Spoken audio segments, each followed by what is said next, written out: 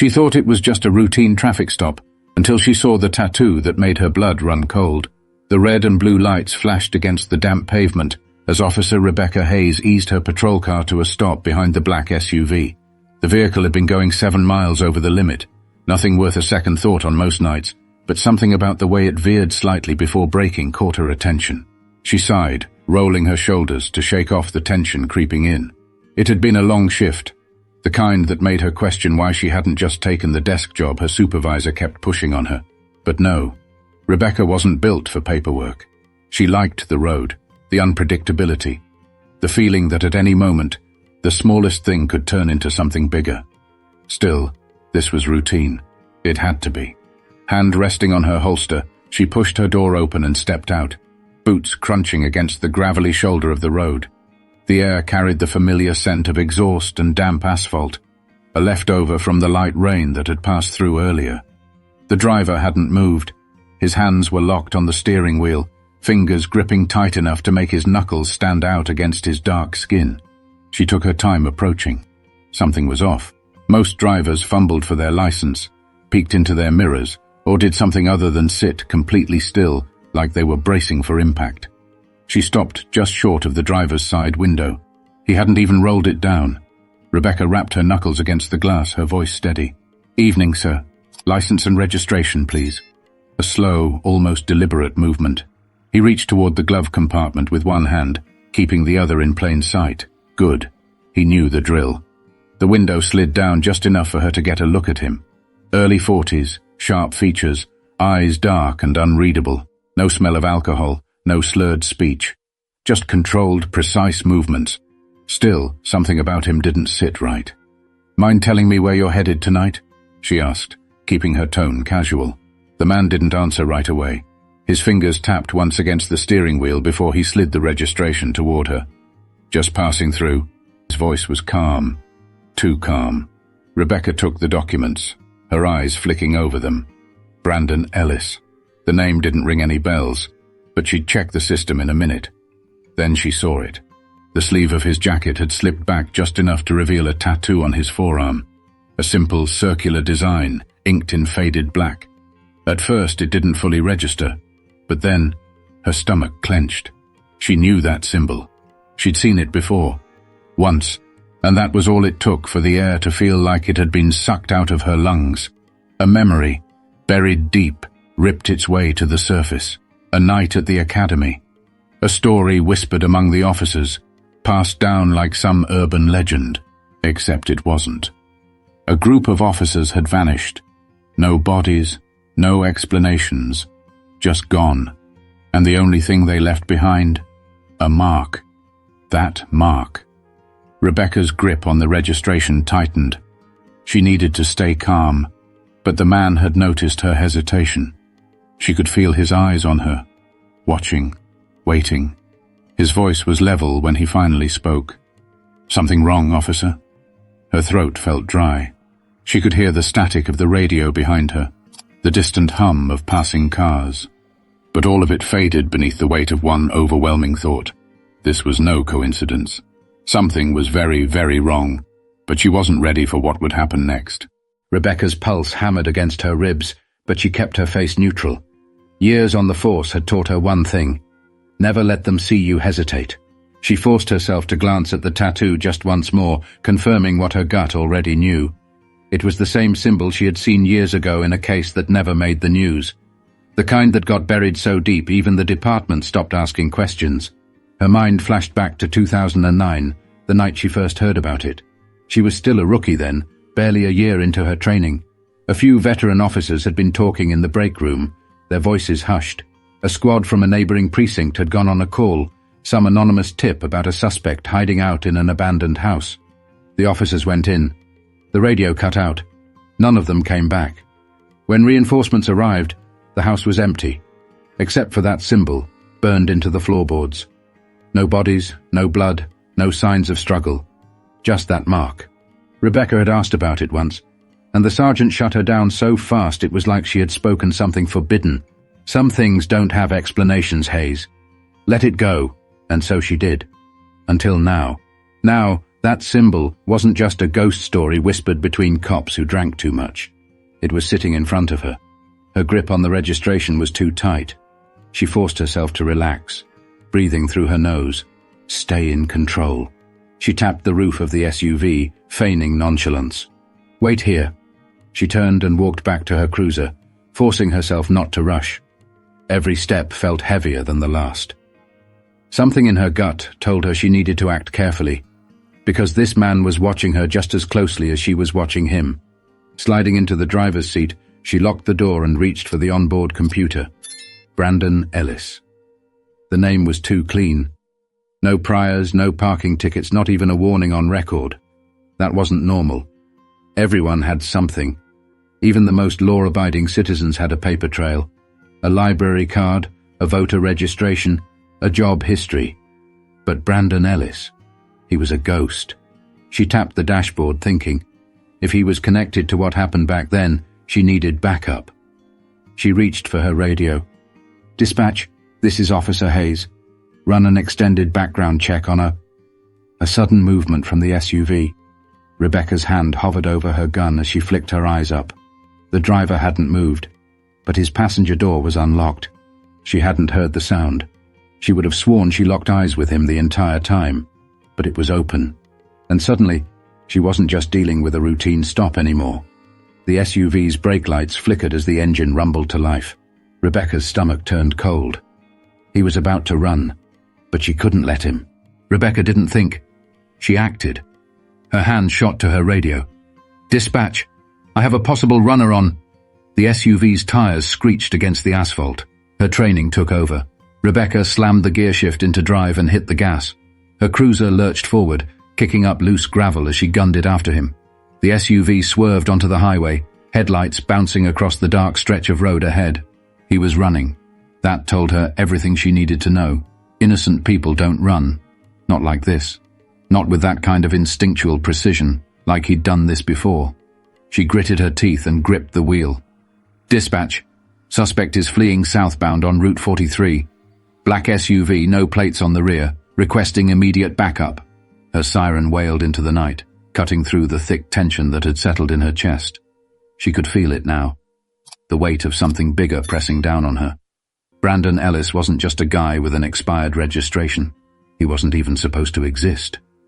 The SUV veered hard to the right, cutting through an empty rest stop, skidding just enough for Rebecca to see his face in the side mirror. He wasn't panicked, he was calculating. That unsettled her more than the tattoo, more than the missing officers, more than any of it. This wasn't a desperate escape. It was controlled, purposeful, like he knew exactly where he was going. Rebecca's tires shrieked as she followed him, barely keeping him in sight as he cut across an access road. Damn it, he was fast. But she had two advantages. Her cruiser was built for this, and she knew these roads better than most. She reached for the radio again. I need units at... The SUV's headlights vanished. She blinked, momentarily stunned. Where the hell did he go? She eased off the gas just slightly, eyes scanning the road ahead. No turnoffs, no exits. There was nowhere he could have gone that fast. Her heart pounded in her ears. She slowed down just enough to take a better look at her surroundings. Empty fields on both sides. No houses. No visible side roads. And then, a set of faint tire marks veering off the road to the right.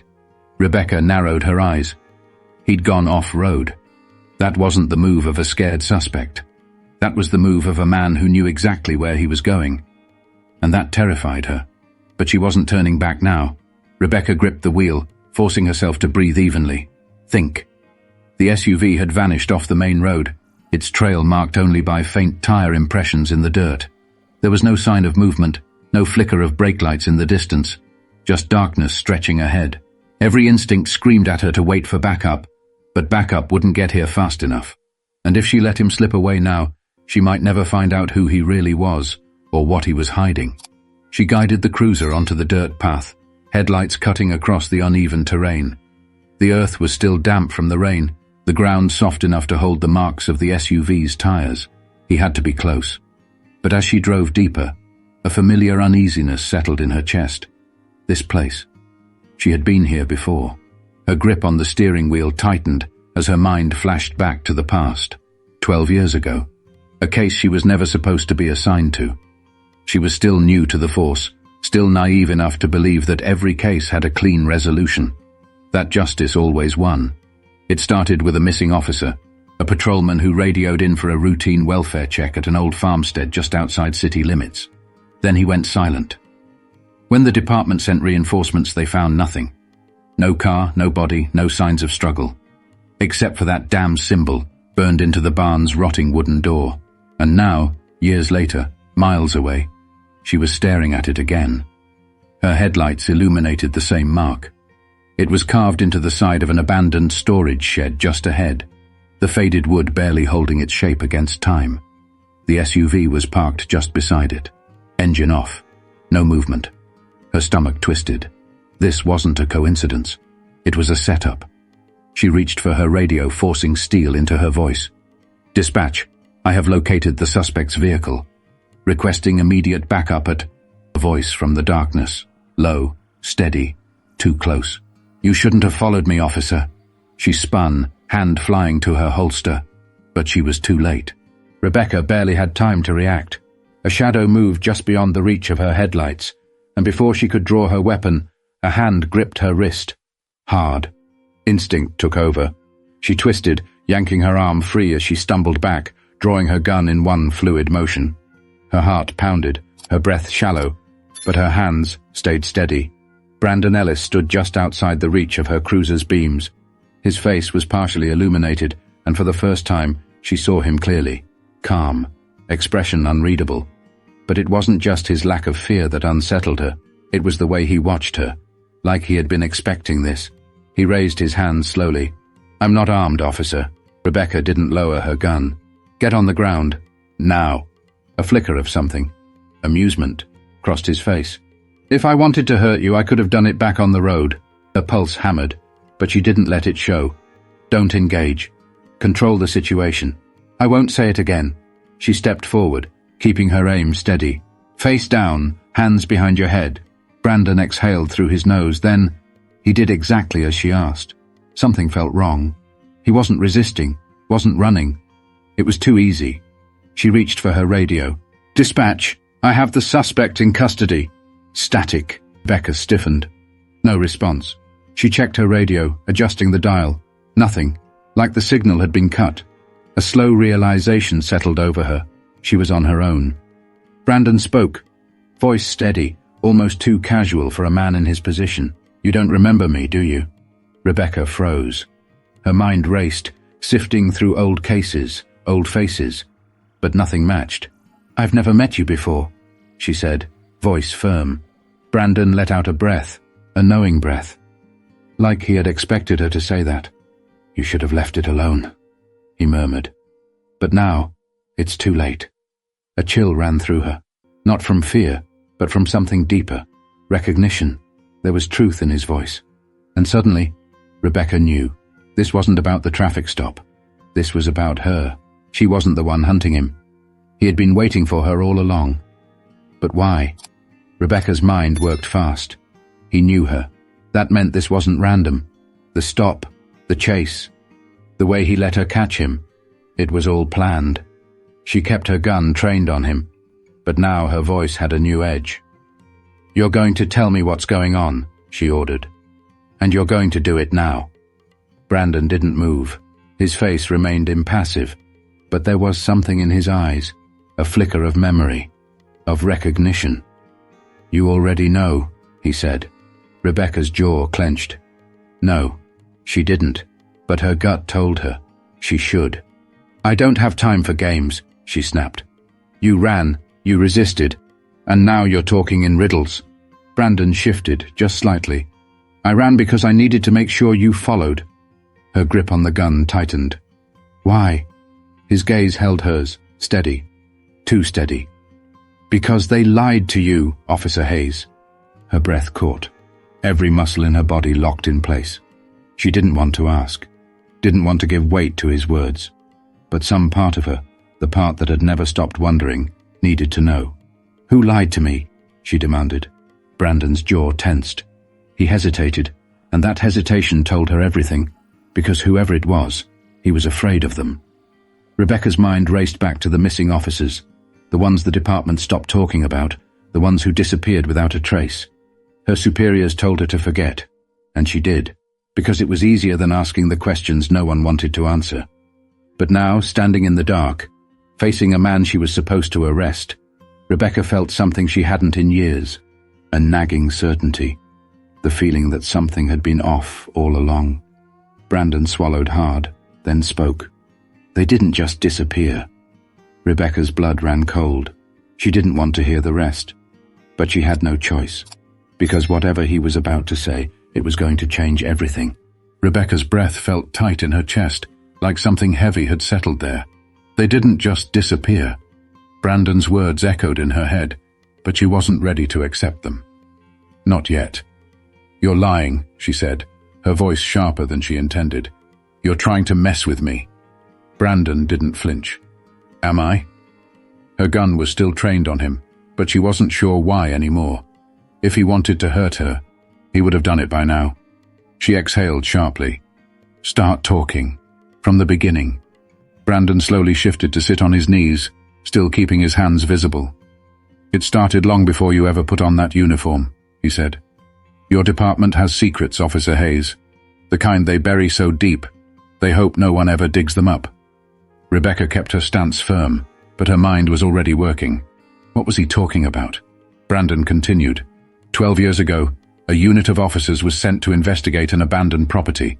They were supposed to bring in a suspect, a routine operation. Rebecca swallowed. She knew this part. They never came back, she said quietly. Brandon nodded. That's what they told you. He paused. But what if I told you some of them did come back? Rebecca stiffened. Oh, that wasn't possible. If that were true, there would be a record, she said. Someone would have said something. Brandon let out a slow, humorless chuckle. You really think they'd leave proof? Rebecca hated that she didn't have an answer. Brandon leaned forward slightly. They weren't just officers. They were part of something else. Something bigger. The ones who survived. They weren't allowed to talk. A wave of unease crept up Rebecca's spine. What do you mean, allowed? Brandon's jaw tightened. You ever wonder why no one questions it? Why no families demanded answers? Why every single person who ever looked into it just stopped? Rebecca felt a knot in her stomach. Brandon's eyes locked onto hers. Because they were made to stop. She clenched her teeth. That doesn't make sense. But even as she said it, her mind was racing back to every time she had asked about that night. The way her questions had been shut down. The way the case had been erased like it never existed. Brandon's voice was low, steady, too steady. You think this is about me? He shook his head. It's about you. Rebecca's breath caught. What? Brandon exhaled. You were supposed to be one of them. A chill passed through her. One of who? Brandon looked at her like he was waiting for her to put it together. You were meant to be on that case, weren't you? Rebecca's stomach turned. She was. 12 years ago she had been on that rotation. She should have been on that call. But at the last second, she was reassigned. She had never questioned why. Until now. Brandon's voice dropped lower. They didn't save you. They spared you. Becca's grip on her gun faltered. Because deep down she knew. He wasn't lying. And that meant everything she believed was a lie. Rebecca's hands ached from gripping the gun too tightly. Her heartbeat pounded in her ears, but everything else, the night air, the sound of her own breath, felt eerily still. Brandon didn't move. He was waiting. Waiting for her to decide. She had spent her whole career believing in the system. In rules, in justice, in the idea that the badge she wore meant something. But now, standing in the middle of nowhere, face to face with a man who shouldn't exist, she realized. Maybe she had been wrong all along. Maybe justice wasn't about following orders. Maybe it was about seeing the truth, even when it terrified you. She exhaled slowly, lowered her gun. Brandon's shoulders relaxed just slightly, but he didn't look relieved. He looked prepared. You're making the right call, he said. Rebecca shook her head. No. She kept her voice steady. I'm making my own call." For the first time all night, Brandon smiled. But the moment was short-lived. A set of distant headlights appeared over the hill. Rebecca's stomach dropped. Brandon tensed. They found me. The backup she had called earlier. It wasn't coming for her. It was coming for him. Rebecca had two choices. Let them take him, or do something that would change her life forever. Brandon met her eyes. "If they take me, I don't make it out alive." And somehow she already knew that was true. Her grip tightened on her radio. She had spent years asking the wrong questions. Now she had the answer. And it was time to act. Rebecca had spent her whole career believing the truth would always reveal itself. Tonight, she learned, sometimes you have to fight for it. But the real question is, would you? When faced with a choice between what's right and what's easy, would you risk everything for the truth? Because sometimes doing the right thing means breaking the rules, and not everyone is brave enough to make that choice. If you enjoyed this story, make sure to subscribe and leave your thoughts in the comments. What would you have done in Rebecca's place? Let's talk about it.